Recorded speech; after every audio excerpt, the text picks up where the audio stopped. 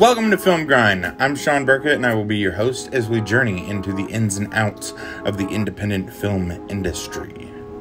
Now, I've gotten several questions and comments about what we're going to talk about today, which is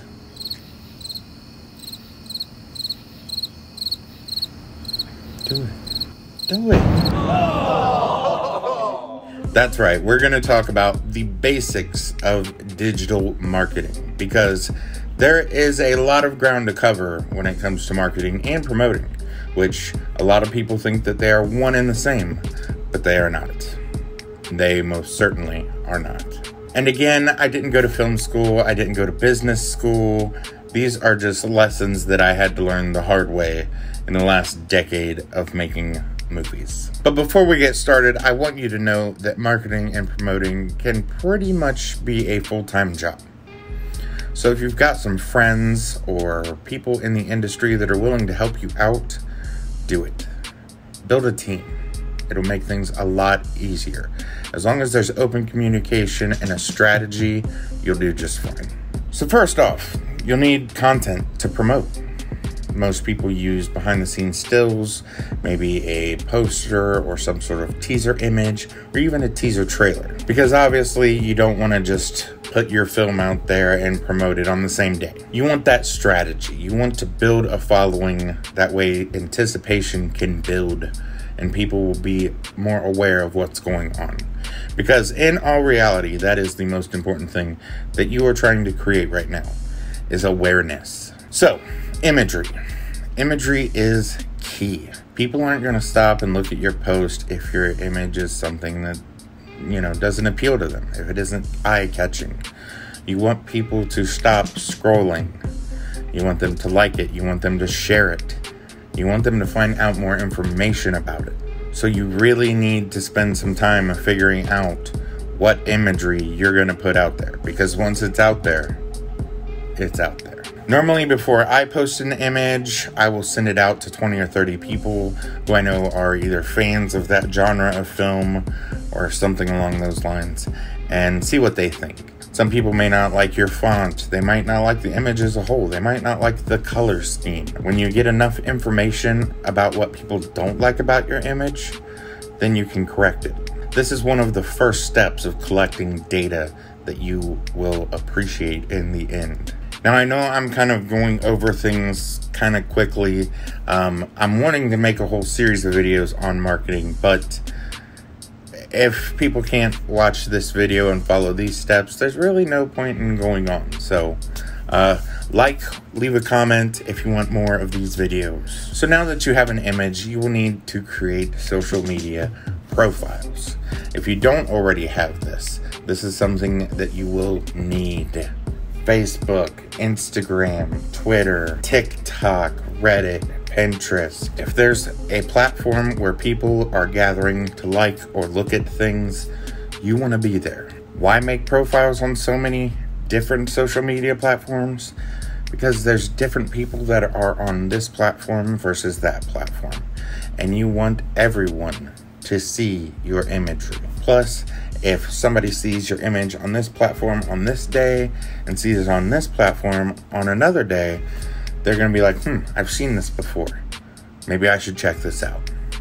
But once all the social medias are up and running, invite as many people to like them as possible.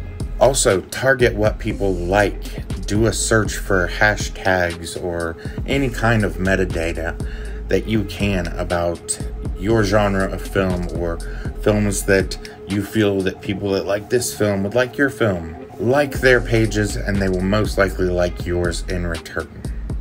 I know that this is a lot of work. It is very time consuming, but it's worth it.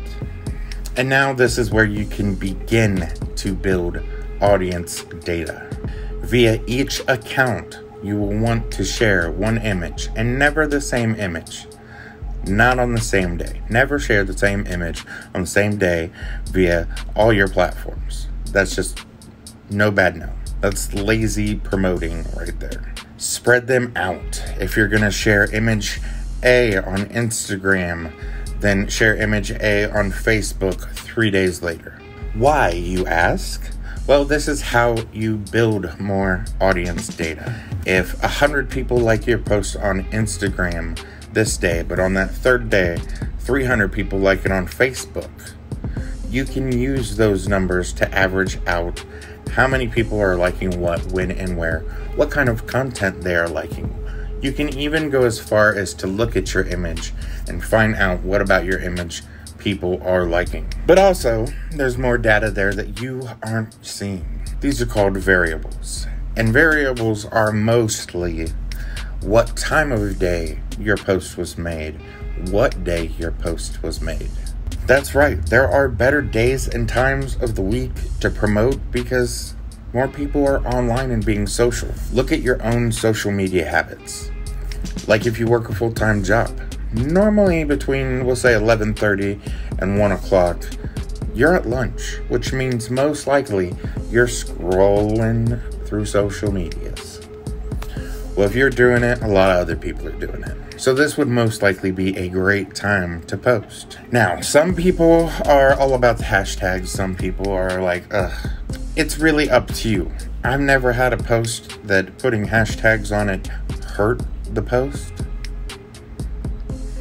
So if you're making a horror movie, be sure to use horror hashtags, horror film, independent horror, so on and so on. There are about 1 million hashtags that you can use. And just by entering that hashtag on Instagram or Facebook, just doing a search for it, you can see how many people have liked things with those hashtags. But like I said, promoting on social media is key.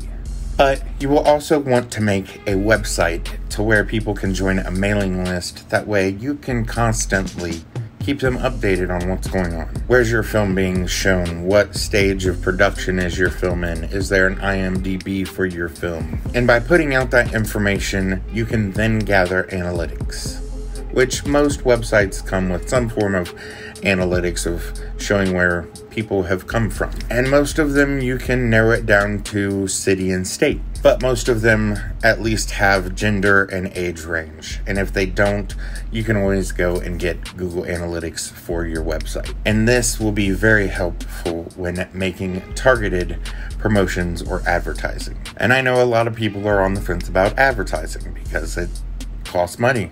It costs money. Social media is generally free, but advertising costs money. But on most platforms, you can set it down to how much you want to spend a day. For example, Facebook. Facebook, you can create targeted marketing campaigns.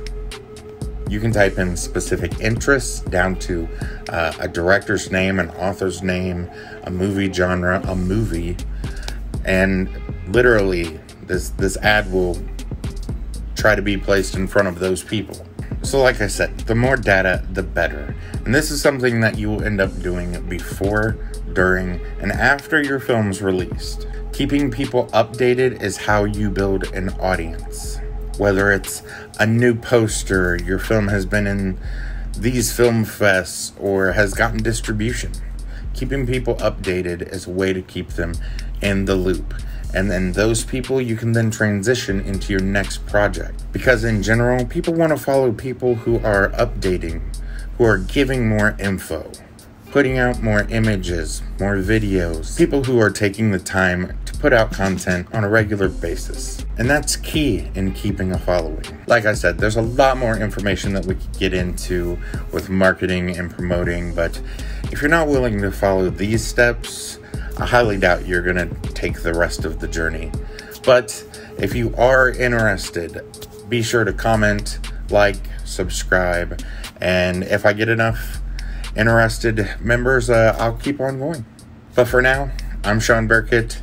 Thank you for tuning in to Film Grind. Like I said, be sure to like, subscribe, and ring the bell for notifications, and I will see you next time.